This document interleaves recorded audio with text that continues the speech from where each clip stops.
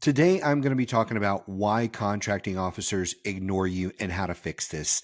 And before I get into the meat of what I want to talk about today, I think it's important to frame why calling on contracting officers still matters. Because given the current environment that we're in, with things moving around in the government and everything, and how people tend to navigate government contracting, they tend to dismiss picking up the phone and actually calling contracting officers or reaching out to them via email or any means because they're like, well, it's just not going to help.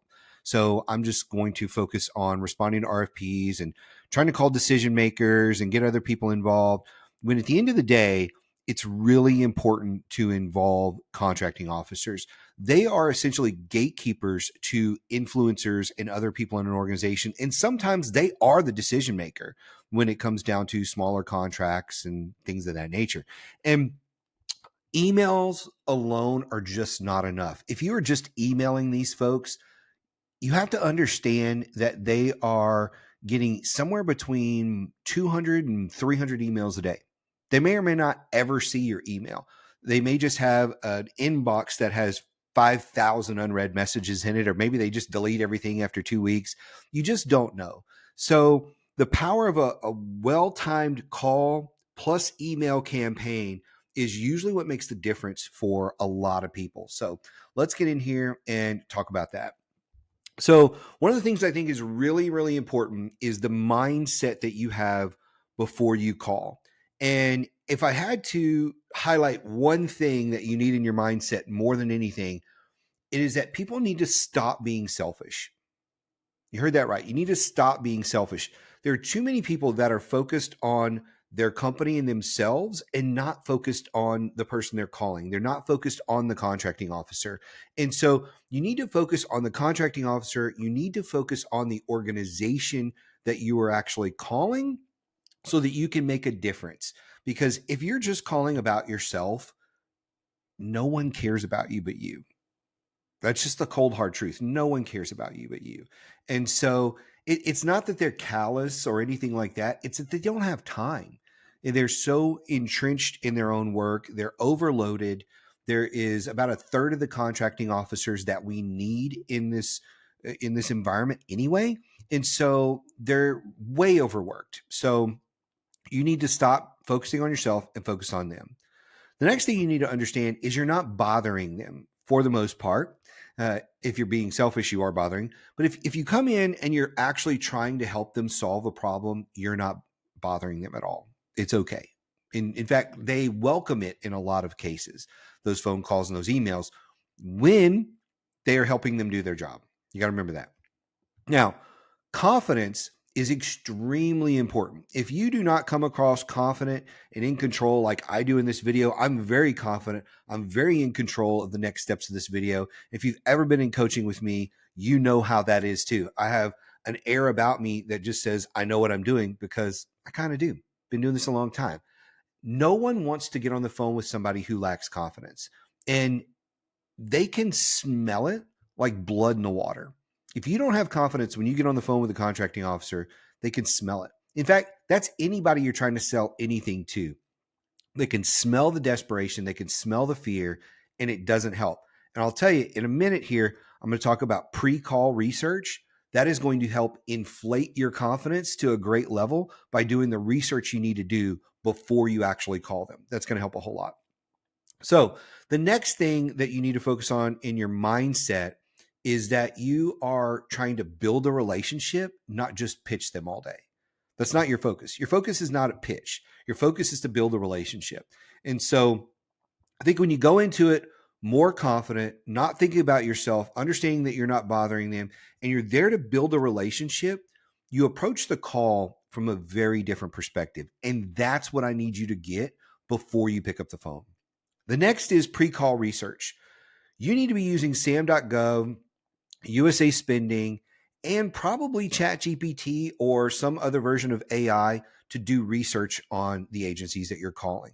You can give links to their website. You can download things from their LinkedIn profile, and you can upload all that stuff into ChatGPT or whatever tool you're using and ask it specific questions about the agency. You can upload things from the president's budget or the NDAA and different things and say, hey, this is who I'm trying to sell to and what I'm trying to focus on and the agencies. Give me some information that's going to make me better for this phone call, right?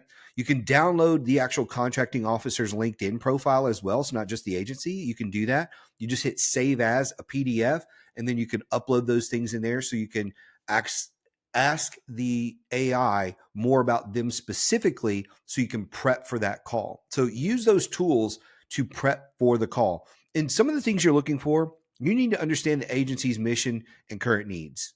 You can usually get that from forecasts, as well as their website, as well as their posts online. Those are great places to get some of that information. And then you need to know, based on the agency's needs, what value you bring to the table. You need to be able to very quickly articulate that based on their needs, what value you can insert into their organization. The next topic I want to talk about is the call structure. So it's a simple 5-step process that we have where you have an introduction and purpose. So you need to be very clear about what you're asking for and brief. You do not need to get into 5 minutes of explaining who you are and what you're calling about and all that. It's like, hey, Jan, I'm calling about this question I have around the source of SOT that you have out right now. Or, hey, Jan, I'm calling about something in your forecast that was a little fuzzy to me. Or, hey, Jan, I'm calling about this item in your forecast. It said it was coming out in Q3.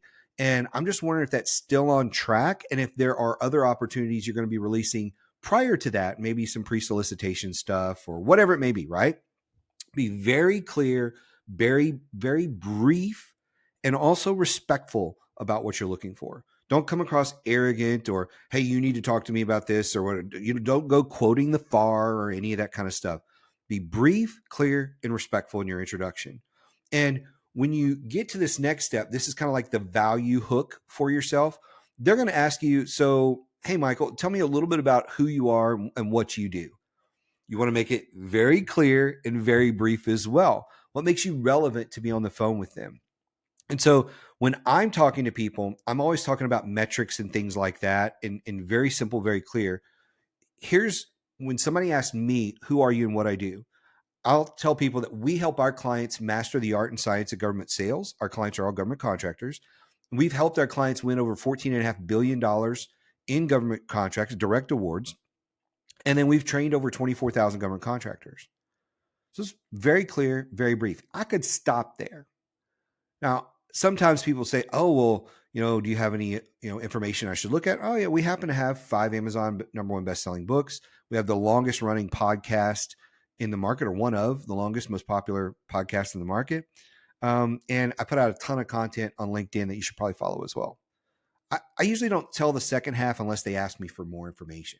But just telling people, we help our clients master the art and science of government sales.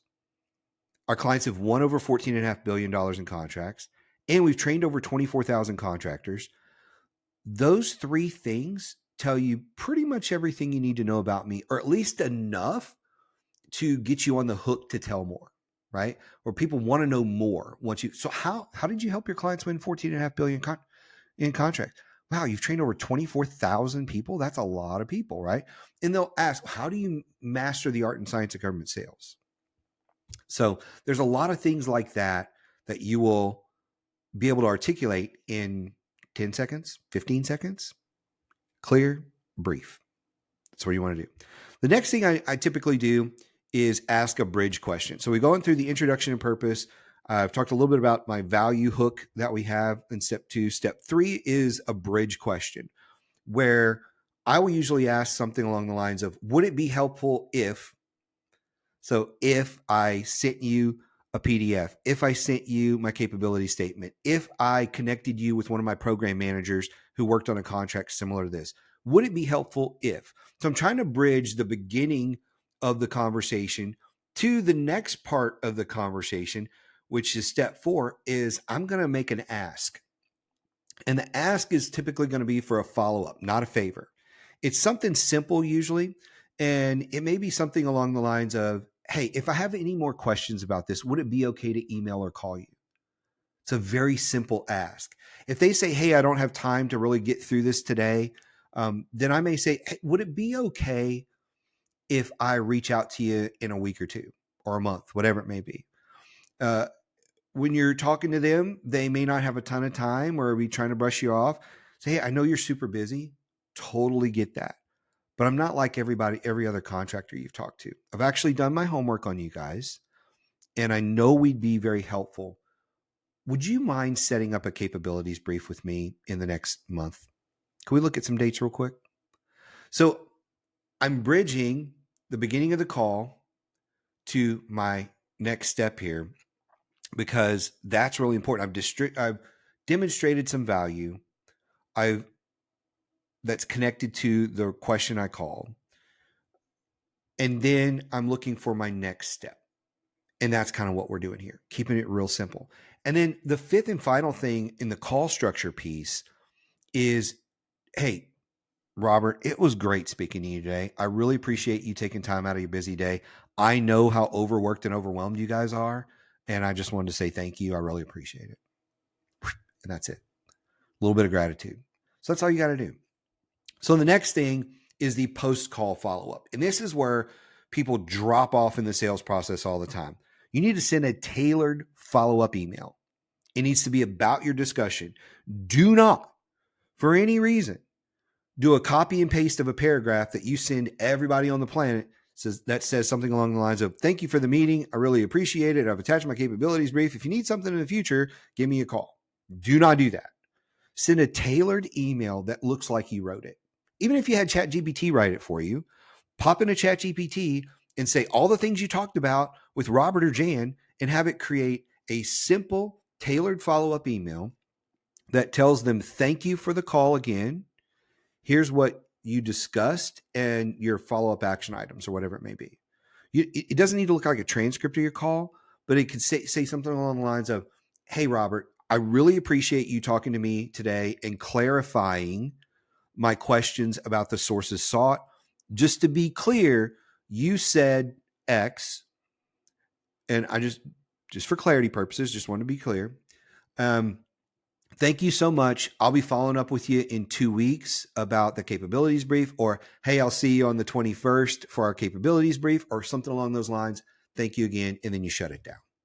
Now, if you are sending them a capabilities statement of any sort, that needs to be tailored. I'm going to talk about that here in a little bit too. The other thing you need to know is in your post follow-ups, you need to be adding value. It could be a link to an article that you wrote or found. It could be something that you found that solves a solution that you guys were talking about on the phone. It could be something simple, but you need to add value, not just add questions to their life. So think of things that will add value to their life. And it could even be something simple. If you're talking and Robert says, oh, I don't have a whole lot of time. I've got to get out of here today because, my middle schooler is having an award ceremony because he was the top golf player in the school or whatever thing it is, right? And you see something interesting about youth golf or whatever, and you send that article or something to them about how, youth that play golf typically attend college at a better percentage or rate, or maybe there's a college accepting application or something, right? Something that adds value to their life versus something that just adds value to you. Because we want to take the focus off of you and put it on them. Even if it's a personal thing, that's better than just you shoving more stuff down their throat. So those are some simple things on the call that you should be thinking about on how that call process works to make it better for you. Are there more things you can do? Yeah, there's probably 100 different things you can do on there, but we kept it simple. We pick up the phone, we make a call, we get some answers, we think about next steps, and then we thank people. That's as hard as this needs to be. And I typically, if I don't get them on the first call, I will write an email to them to let them know, hey, I just missed you. I know you got a bunch of things in your voicemail. It's probably easier for you to read this. Here's kind of what I was calling about. And then I just kind of move on and then I'll follow up. You keep your follow-up going. So I want to close out this session today by talking about something really, really simple. And that is some creative ways that you can engage people. One of those is having a LinkedIn content strategy. You should be sharing helpful tips, niche specific content, articles, things like that that will attract contracting officers. You may be saying, well, why would contracting officers follow me? Well, they follow me. They will follow you. About a third of the people that follow me are probably contracting officers. They will follow you if you put out good stuff that is relevant to them. Tag their agency in some of those things and they will see it that way. But think of LinkedIn as just one more line in the water. In fact, a lot of the things I'm saying here in this section are just one more line, one more hook in the water that give you a shot at connecting with the people you need to connect with. And that's what a lot of sales stuff is about. It's having as many hooks in the water as you can. So having a solid LinkedIn strategy where you're reaching out, you're connecting, you're also driving and creating content out there that they can consume, and you're making those connections. Now, don't sign up anybody for your newsletter out of the gate. Don't send them a request to meet right out of the gate. And just somebody connects with you doesn't mean it's okay to ask them 57 questions. It's not. Somebody connects with you, you simply say, thank you, really appreciate you. If you need anything, let me know. I'm here to help. And then maybe you follow up in a few days with a little thing. Hey, I saw this article. Hey, I have this real quick question for you. But give more than you ask for, and you will get a long ways. Another creative thing that you can do is you can send a video message in a follow-up. Keep it to under a minute, just a really quick 45 seconds to a minute personalized video summarizing some of the things about your company, maybe the value you bring to the table and your interest in working with them, as well as something you talked about and thanking them. Most people don't take the time to send video messages like that. If you send a personalized video message, people will know you took the time out to do that. You can do it in LinkedIn. You can do it in an email. There's a lot of ways you can send that. So a personalized video message is a great way to connect. And sometimes it's a great way to really break the ice and get the first call, because maybe you've been turned down a bunch of times. And so you create a 45-second video about why they should have a call with you. And then maybe you drop a link to your calendar in there. That's just a creative way to do it. I still think industry days and agency webinars are important. So agencies are always putting on webinars that talk about what's going on in their agency, important contracts that are coming up. Sometimes they'll do just a webinar on that. And then industry days are amazing. You usually get the decision makers and influencers face to face in industry days. Even if the industry day is on the web, there's still an opportunity to connect with them that way. So industry days and agency webinars are a great place to connect to some of these contracting officers to get an in with them. Another thing that most people don't think about is podcasts. So podcasts and blog shout outs, those are great ways where you mention a CO positively, not negatively. You mention a CO or an agency in your content, and then you share it with them. Hey, I just wanted to share this with you. We were doing a podcast today and your agency came up, your name came up. Thank you so much for all the help you've been over the past. These are relationship builders. It's relationship builders. So really simple stuff. Earlier, I talked about targeted capability statements that were customized. Don't send generic capability statements to people.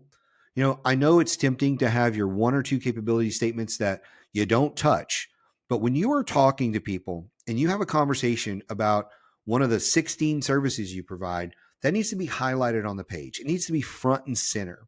And so you should have customized capability statements for the things you do. And then when you send it out, it should be tailored or highlighted so that it matches the conversation that you have with that contracting officer. Here's one that might be a little bit controversial, but I recommend, like, as a direct mail piece, if you want to get into that, like, do a customized swag bag with a purpose. And that could look like something as simple as a contracting officer survival kit or something along those lines. Maybe it has a bag of popcorn, a bar of chocolate, and just a really nice note. Maybe it has a $10 gift card for Starbucks in it or something along those lines. Keep it under $20. And look, some people are going to say no to that. Some people are like, no, can't take that. It's not cool. Can't send me that. It is what it is. But 10 to 20% of people, maybe even 30% of people or more, are going to take your little thing and think of you. Hey, that was really nice that they sent this customized little thing. And look, don't worry about putting your logos all over this crap. Do not worry about that. Look, if you send me a hat with your logo on it, do you think I'm going to wear it? Or a t-shirt or a mug? Maybe a mug if it's a Yeti, right? But if it's just a generic mug, I've got so many of those. I don't need that. I've been to conferences and I've seen the little generic kind of cheapo ones that they have at the conferences. And most of the time you use it at the conference and then you throw it away. Don't send that stuff to them. If you're going to send them a Yeti, well, you shouldn't send them a Yeti, but if you're going to send them something, don't put your logos on it. Don't worry about the swag bag or the CO survival kit having your logo on it or anything like that. It doesn't need to be popcorn with your logo branded on it. They're going to throw it away. Don't worry about that. Just worry about getting them something of value that they can use that makes them think, this person's a little bit different. And I'll give them a few minutes of my time. That's all it needs to be. Something simple like that. And then 2 more suggestions for you here. Leverage strategic introductions. If you are looking at somebody on LinkedIn and you see they're connected to somebody or you see somebody that you think you can get to easily in their network for an introduction, reach out to that person and ask for the intro. It's as simple as that. Introductions carry a lot of weight. You want to try to get the right ones.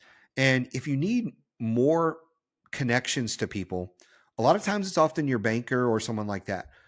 We work very heavily with Bank of America. I know those folks over there and they know a lot of people. So sometimes if I don't know somebody, I'll reach out to Krista or Edward or somebody else over the team and say, hey, do you guys know this contracting officer or this person? Can you make an introduction for me or one of my clients? So simple as that. And if you don't know those people at Bank of America, reach out to me and I'll make an introduction to you. See how a little segue there? It's kind of nice. And then the last thought here is, if you're looking for creative ways to reach out to people, sometimes you'll respond to an RFP, but that's often time consuming. I recommend sources sought and RFIs. If you're small, you're going to go after the sources sought. And it is very common for contracting officers to award contracts based on a sources sought response. And by the way, you can respond to sources sought and RFIs even if the date has passed. So if it was due 2 weeks ago and you just found it, you can still respond. It's not an RFP. It doesn't have the same rules. So those are great ways to position yourself with an agency. And also understand you don't have to respond to everything in the sources sought or RFI. You can choose not only what you respond to, but you can add things in that they didn't ask for, because usually there are less rules in those areas. So those are a handful of creative ways to get contracting officers on the phone or get them to respond to you in email, and just some very simple tips for reaching out to contracting officers so they stop ignoring you. If you have any questions, please reach out to us. I'd love to hear from you. I'd love to hear your comments about this video down below. And if you would like to join us in our inner circle, we meet Wednesdays at 1 o'clock Eastern, where we dive into depth in issues like this. We have Q&A, we do market updates, and we focus on what's going on in your world so that we can help you overcome your challenges. If you like that, there's a link below this video where you can check that out. We'll see you soon.